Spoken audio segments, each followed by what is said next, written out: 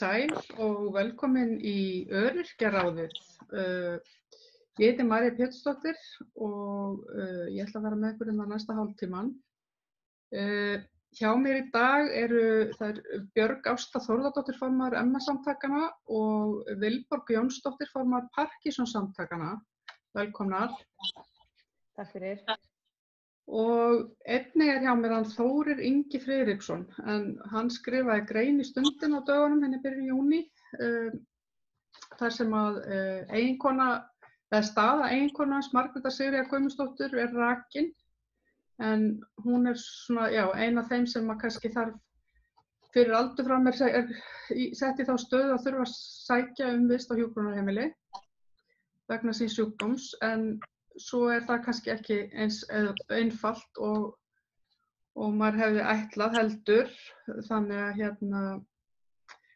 að við stöndum frammi fyrir því að yngra fólk sem þarf að fara inn á hjúkrunarheimili þarf að dvelja jafnvel með gömlu fólki á níræðis- og tíræðisaldri vegna þess að það ekki til nein deild fyrir ungt fólk á hjúkrunarheimilum. Þannig að mér langar aðeins samt svona að byrja að beina málinu mínu til, kannski ef ég byrja þér Vilborg, hvernig með þetta inn í félagana í Parkinson-samtökunum? Þessi þörf til staðar þar líka? Þetta kemur náttúrulega upp annars slagið, en eins og Parkinson-sjúkdómurinn að þá eru nú flestir sem greinast yfir 60, en svo eru 1 af hverjum 10 eru undir 50, þannig að þetta mál kemur upp af og til og nú síðast bara núna á vordögum. Þannig að þetta alveg svona nýtt svona mál hjá ykkur líka. Já. Og Björg Ásta, þetta þekkt alveg í MS-samtökunum líka. Já, þetta nefnilega kannski aðeins ólíkt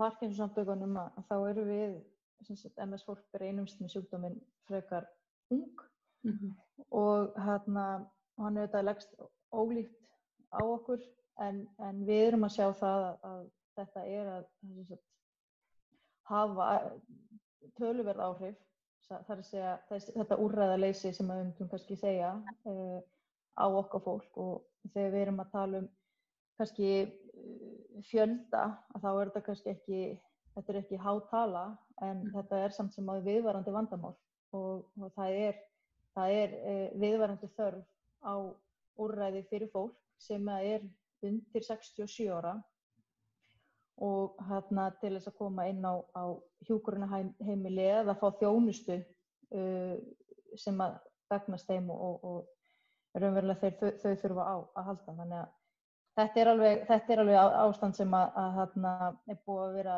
við lýði í mörg ár, og það kannski bara núna sem að sérstaklega það sem að hjúkrunarheimilin eru sem mikill fókus á þeim og bæta þá aðstöðu sem þar að þá eðlilegt að taka tillit til þessa hóps sem einmitt nákvæmlega þarf að fara inn á hjúkrunarheimili snemma, en aldurssamsetningin á hjúkrunarheimilum í dag skapar auðvitað mikla áskorun fyrir þetta fólk.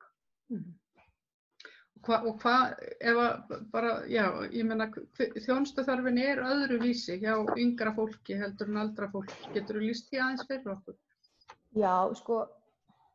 Þetta auðvitað þannig að þegar þú ferð inn í hjúkrunarheimili þá ferðu inn í ákveðið kerfi sem og það svolítið tekin úr sambandi við önnur kerfi sem eru innan heilbrigðiskerfisins. Þannig að til að mynda höldum við úti dagþjálfun í MS-setrinu, og þegar þú ferð inn á hjúkrunarheimili þá áttu ekki lengur rétt á að sækja þá þjálfun.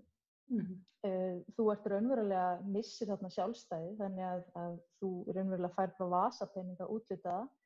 Þannig að ef þú til að mynda að halda úti fjölskyldu, átt börn og maka og jafnvel húsnæði, að þá auðvitað þú ekki í stakk búin til þess að mæta þeim skuldbindingum þegar þú farin inn á hjúkrunarheimili og síðan auðvitað það sem auðvitað kannski ef ég horfi bara á einmitt fólk sem barnafólk og jafnvel á á ung barnabörn að taka á móti fólki, mökum og börnum inn á hjúkrunarheimilum. Þetta getur verið erfitt, sérstaklega þegar það ekki verið að svona búa til umhverfi sem barnvænt og þannig að þetta áfall. Ég held að þetta sé bara fyrst og fremst áfall fyrir fjölskylduna í heild þegar fólk fer inn á hjúkrunarheimili í þessari stöðu.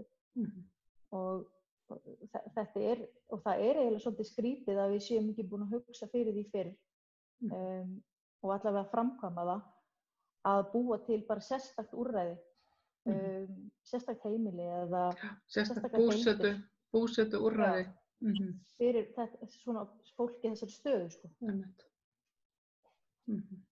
Því þetta líka, þetta kannski ekki síður, sko, þetta náttúrulega kannski bara andlegt áfall og líka fjárhagslegt áfall, vegna þess að þannig verði líka svipta fólk því að geta haldið uppi húsnæði fyrir börnin sín og maka og haldið sínu skuldbindingum.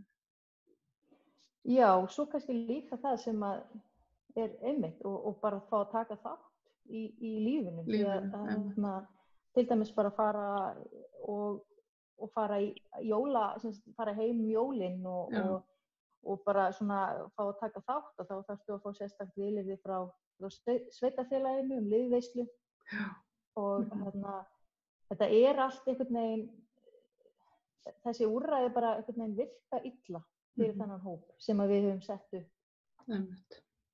Já. Segðu mér, Þórir, þið bara upplifið þetta fjölskyldan núna, það byrjar með því að hún Margrét, eiginkona þín er lögð inn á spítala í byrjun árs? Já. Eða okkur aðeins þessa sögu? Já, hún veikist bara hérna heima í 7. janúar og fer inn á spítala.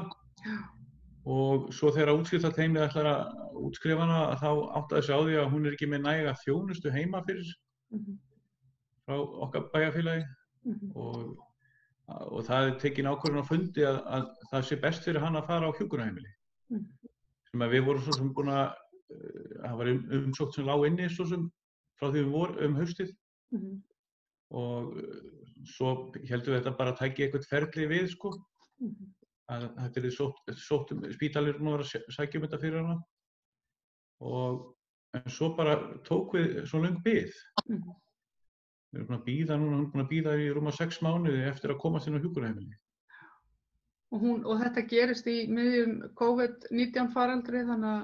Já, svo kemur það náttúrulega í kjölfarið, þannig að hún fer í einangrun í einhverja rúma 2 mánuði, fær ekki að heimsækja neinn og má ekki fara út úr herberginu nánast. Það þorir heldur ekki út úr herberginu því hún náttúrulega hrædd við að veikjast. Af því það var náttúrulega bæði deildinni sem hún var á, það voru smitaðir og hún var hrædd við að smita sjálfa því að hún er með svona undirliggjandi öndunar-erfiðleika. Þannig að það var mjög erfitt fyrir hana að geta ekki hitt neitt, sko. Svo það annað sem við erum að sjá varðandi líka bæði spítalann og hjúkrunarheimilin, að í þessum faraldri náttúrulega einhvern veginn missti fólk bara sjálfstæði sitt, eða svo sjálfræði algjörlega. Já. Hún var náttúrulega svipt bara sjálfræði í rauninni bara með því að vera sett inn á spítalann og föst það, sko. Hún var náttúrulega bara svona út af sjálfstæði þó hún væri hérna heima með mikla þjónustu. Þá gat hún farið að versla og svoleiðis með aðstoð. En var það þannig, þá það þannig að hún kemur inn á spítalann og spítalinn metur sem svo að hún þurfi meiri þjónustu og þurfi að sækja inn á hjúkrunarheimili og hefur hún komist heim eitthvað í millitíðin, er hún ennþá inn á spítala að bíða eða hvernig er staðan? Já, hún er ennþá inn á spítalanum og ég boðið henni heim í mat svona á sunnudögum og verið reynd að fara með henni smá ísbíltúr eða svoleiðis aðeins að létta henni stundir. En hún er ennþá að bíða og núna er hún búin að vera í 6 mánuði þannig að hún er dottin út af bótakerfinu. Hún er ekki án neinum bótum og er að fara svo í hvíldarinnlögn í ágúst og hún er ennþá að bíða eftir hjúkrunarheimili og það er ekkert ekkert í stöðinni ennþá að það sé að losna fyrir hana, sko. Hún þarf það mikla aðstoð, sko. Hjúkrunarheimilið gerir ráð fyrir 4 tímum á sólarhring í aðstoð fyrir einstakling og hún þarf einhverja 6-7 tíma afleiðis. Og þar með vill hjúkrunarheimilið ekki taka við henni því að þeir fá ekki borgað nema bara fyrir 4 tíma. Þannig að það núna stríð á milli dvalarheimilis og ríkisins hver á að borga mismuninn. Þannig að þeir vilja ekki fá hana inn. Finna það er búið að leysa þau mál. Þannig að hún stoppar á spítalanum. Þetta náttúrulega bara, sko, með ólíkindum. Af því að ég meina nú í lögum sveitarfélög eiga að sinna sveitarfélögin eiga strangt tekið samkvæmt lögum, þeim ber skylda til þess að sinna fólki sem að þarf aðstoð og ríkið náttúrulega skrifar undir líka samning Sameinuðu þjóðanna réttindi fatlaðs fólks, þannig að ríkið líka bundið og á að veita fjármagni eða veita sveitarfélögum fjármagn líka til þess að standa undir þessu. Þannig að þetta náttúrulega bara Þannig verða bara, myndi maður halda, sko, við erum svona fljótt á liti, finnst mann bara verið að brjóta lög af fólki, sko. Sjáu þetta ekki þannig líka, Björg og Vilborg? Jú. Jú, sko, þetta dæmi, og ég held að séu reyndar fleiri, og við sendum erindi á ráðherra byrjun júní, þar sem við köllum eftir því að það sé brugðist við þessu ástandi, því að það ekki bara það að það sé ekki verið að mæta einmitt þessum einstaklingsbundnu þörfum og maður myndi halda að til dæmis mögulega væru úrræði eins og NPA og fleira sem ætti að skoða og meta, en það sem við erum að sjá að það ekkert í lögum sem að hindra það að raunverulega einstaklingar raunverulega fái ítrekkaðar hafnanir á beiðnum sínum að komast inn á hjúkrunarheimili. Því það alltaf þannig að hjúkrunarheimilin fá val um 2 einstaklinga og eftir heilsu og færni mat, og það 2 einstaklingar sem eru þau í brýnustu neyðinni og raunverulega það bara hjúkrunarheimili sem velur einmitt mögulega út frá fjárhagslegum sjónarmiðum hvor einstaklingurinn á að koma inn, og það getur verið þannig einstaklingur sem mikla þjónustuþörf, hann fái bara ítrekkaðar hafnanir og komist einfaldlega bara ekki inn á hjúkrunarheimili. Já, því hann bara kostar á mikið. Og þannig við erum komið með eitthvað svona rekstra ruggling, sko. Hjúkrunarheimilin rekin af, sko, ýmsum aðilum, stéttarfélögum, SIBS, hinum og þessum, en í samvinnu við hvað sveitarfélög og ríki. Og samt sem áður einhvern veginn getur hjúkrunarheimilið sagt bara nei, við viljum ekki taka þennan sjúkling, hann kostar á mikið. Þannig að þetta það verður kannski sjúklingurinn fyrir því að honum hafnað ítrekað. Já, hann verður bara fyrir bara mismunun. Já. Það og ég vil kannski bæta inn í þarna að þetta til dæmis eitt af því sem við vöktum athygli á líka við formann og varaformann velferðarnefndar Alþingis, að þetta þarf að grípa inn í, það þarf að laga regluverkið, þó það væri ekki nema það að setja hámark einfaldlega á það hversu oft einstaklingi má vera hafnað. Já, og því að algjörlega óháð því að hvort að hjúkrunarheimili sem slíkt sé besta úrræði, og það eitt sem við þurfum að hugsa. Þetta verður á að vera þannig að við eigum og það líka skuldbinding að veita þessa persónubundnu þjónustu. Þannig einstaklingur getur lifað sjálfstæðu og innihaldsríku lífi. En svo það hitt, og það það að einstaklingur velur að hann vill koma inn á hjúkrunarheimili, og þá einfaldlega hún bara ekki fært. Og það einhvern veginn enginn sem að passar upp á það að það sé þarna allavega eitthvað öryggisnet. Þannig að fólk bara einhvern veginn á vergangi í kerfinu. Já, einmitt. En nú veit ég til þess líka einmitt að við erum með allavega, ég veit af MS-fólki sem er inn á hjúkrunarheimili og vill ekki vera þar, vill fá NPA-þjónustu, í bið eftir NPA-þjónustu. Og ég ræddi þetta nú aðeins við þig Þórir líka í síman í gær, varðandi NPA.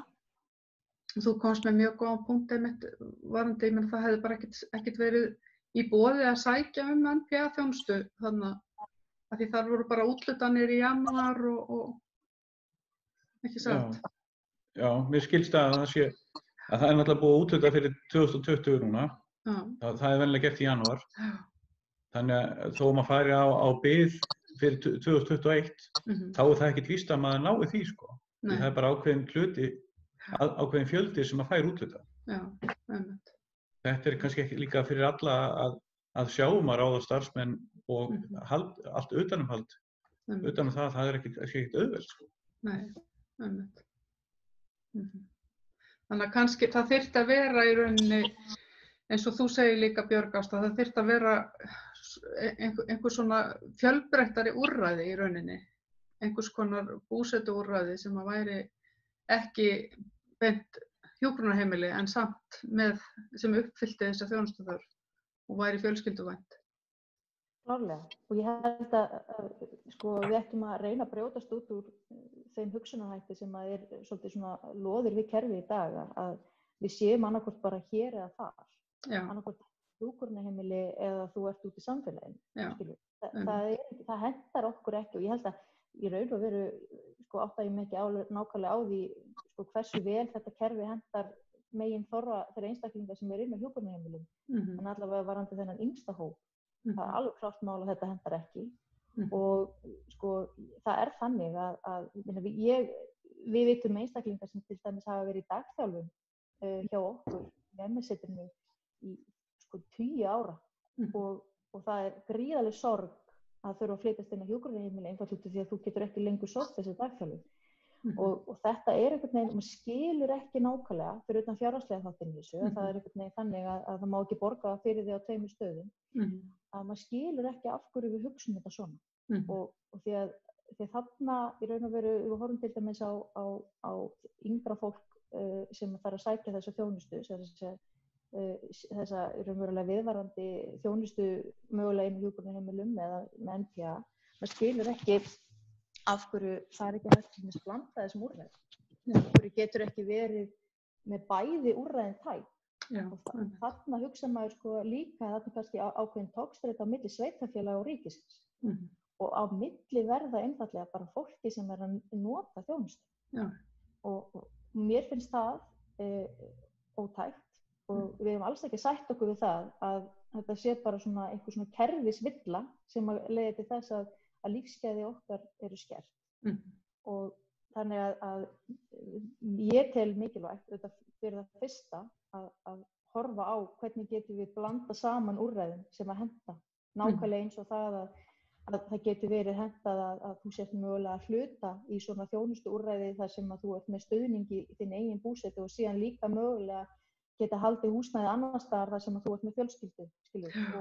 Þannig að við þurfum að opna þess kerfi, en það sem við til dæmis höfum verið að þrýsta á, sem ég held að sé eitthvað sem hægt að gera til skemmri tíma litið, og það einmitt að búa til einingar inn í núverandi hjúkrunarheimilum þar sem að yngra fólk getur átt búsetu, þar sem við reynum að mæta þessum þörfum, gerum umhverfið bara einfaldlega þannig að fólk geti tekið á móti börnum, geti tekið á móti barnabörnum, geti átt í innihaldsríkum samræðum við fólk á svipuðu reiki, ekki einhvern veginn vera innan kannski fólk og bæði út frá aldurssamsetningu og mögulega út frá bara líkamlegu ástandi sem að það einhvern veginn á ekki samlífi.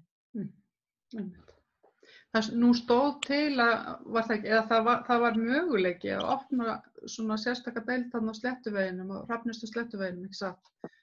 Þóri, þið og Margrét var búin að fá hvað vilirði að komast þangað inn þannig á tímabili eða? Já, það var spítalinn gerði bara mistök að hann sagði henni að hún væri komið þangað inn en það var vist ekki, svo var það dregið tilbaka. Já, einmitt. En það var búið að græja það að það yrði deild inn á Sléttuveginum sem væri fyrir yngri en 67 ára. en það bara, og það var allt klárt til þess að hafa svolítið deild. En það bara, þetta stoppaði hjá ríkinu. Þannig að það varð ekkert úr því, allavega ekki eins og en það á stefnuskránni og búið að samþykkja hjá Hrafnistu, sko. Já, en svo er ríkið að draga lappirnar að veita aukin fjárstuðning til þess. Já, því að yngra fólk þarf venjulega meiri þjónustu og meira svona umstang heldur en eldra fólk. Og það stoppar á peningamálum. Það kostar meira að vera með undir 67 ára á hjúkrunarheimili heldur en eldra fólk. Þannig að það er hérna. Og Vilborg, segðu mér, þið farið til hérna Svandísar með þetta erindi, hafið þið fengið einhver viðbrögð? Nei, það var reyndar MS-samtökin sem fóru og hittu. Já, ok. Þannig að, Björg, þú getur kannski svarað þessu betur. Já, sko við þetta fórum á fund, ég og framkvæmdastjóri MS-félagsins fórum á fund Svandísar ráðherra bara í febrúar, fyrst til að ræða stöðu ungs fólks á hjúkrunarheimilum meðal annars. Og kölluðum eftir því að það yrði hafist handa við að gera eitthvað ráðstafanir. Síðan kemur þetta mál upp núna hjá Margréti og einum öðrum einstaklingi og þá sendum við erindi núna 8. júní á ráðherra og við krefjumst þess að það sé brugðist hratt við og við sendum enda líka erindi á landlækni og velferðarnefnd Alþingis og við vorum einmitt að fá tölvupóst í dag þar sem að við fengum umverulega fyrsta formlega svari þar sem við vorum upplýst það að það væri verið að vinna í málinu. Þannig að engin efnisleg svör og ákveðin vandræðagangur myndi ég segja við málinu. Þannig að við erum svolítið svekkt yfir þessari afgreiðslu og við erum þetta einstaklega sárt að til að mynda Margrét sé látin ég skal ekki segja dúsa, en ég meina látin bíða inn á spítala í marga mánuði án þess að það sé nokkuð raunverulega einhver haldbær lausn í sjónmáli. Ég held að við getum alveg bent á svona mannréttinda lög held ég sem að maður geti alveg fært rök fyrir því að verið var að brjóta með því að halda henni. Við vorum allavega á því og við einmitt segðum frá því að við raunverulega héldum því fram í okkar erindi til ráðherra að hér væri mannréttindabrot að ræða. Og ég finnst og það er raunverulega sama hvert litið að þetta er algjörlega óviðeigandi. Já, einmitt. Þannig að við munum halda áfram að þrýsta á svör en svo líka það að það sé komið á úrræðin til langstíma þar sem að við komum í veg fyrir svona aðstæður. Já, einmitt. Vilborg, vitið þið einhver fleiri félög sem að heldur en MS-félagið og Parkinsonfélagið sem að standa frammi fyrir þessu? Hafið þið eitthvað rætt við önnur félög? Nei, við höfum nú ekki gert það ennþá, en mér finnst það nú bara ekki ólíklegt að það séu fleiri sem standa frammi fyrir þessu. Já, ég held það nefnilega líka. Mig grunar það sterklega. Allavega hefur maður heyrt alveg af fólki með aðra sjúkdóma sem hafa þurft að fara inn á hjúkrunarheimili. En þetta er held ég eitt af því sem að líka nýstofnaður húsnæðishópur hjá Öryrkjabandalaginu þarf að bara leggjast í að rannsaka. Hver er staðan inn í félögunum og hver er þörfin og upp á líka það sé hægt að samræma þessi baráttu. Alveg klárlega, ég held að þetta sé eitthvað sem við eigum að vinna að saman og það sem kannski skortir helst finnst mér bara þegar við erum að horfa á kannski hagsmunabaráttuna, það eru tölur. Okkur skortir yfirlit yfir það hversu margir einstaklingar eru í þessari stöðu og því að þá náum við betur utanum vandamáli í heild sinni. Við sjáum þetta hins vegar að vandamálið er mjög sértækt eða svona við sjáum þessi kannski úrtök og hjá okkur vitum við kannski 67 einstaklinga sem að eru í eða eru fyrirsjáanlega í þeirri stöðu að fara inn á hjúkrunarheimili og þá þetta bara sama baráttan þar. Hafið þið eitthvað íhugað bara að kæra þetta og eins og með mál Margrétar? Nei, raunin ekki sko. Okkur er alltaf sagt að málið sé í vinnslu. Við erum bæði búin að vera að tala við Hrafnistu og ráðherra sko. Og þetta er alltaf bara verið að vinna í þessu. En þetta dregst rosalega langinn sko. Og það eru margir að reyna að ýta á þetta með okkur sko, en það virðist lítið ganga sko. Maður veit ekki, maður er svona bara eiginlega svona vopnlaus hvað maður á að gera í þessu sko. Já, ég fór aðeins að svona googla hjúkrunarheimilin og lögin og eitthvað svoleiðis og það virðist vera sem að það hefur svolítið ítrekkað verið þannig að hjúkrunarheimili hafa verið að kæra ríkið fyrir að veita ekki næga fjármuni í reksturinn. Þannig að en maður svona hugsa með sig, já, einmitt, hvort að líka bara, já, hvort að Öryrkjabandalagið geti aðstoða við einhver svona kærumál. En það þarf líka, einmitt, til þess að hrista upp í kerfinu, það þarf náttúrulega kannski bara að benda alla rækilega á með bara í gegnum lagalega leið, ég veit það ekki, maður veltir því fyrir sér.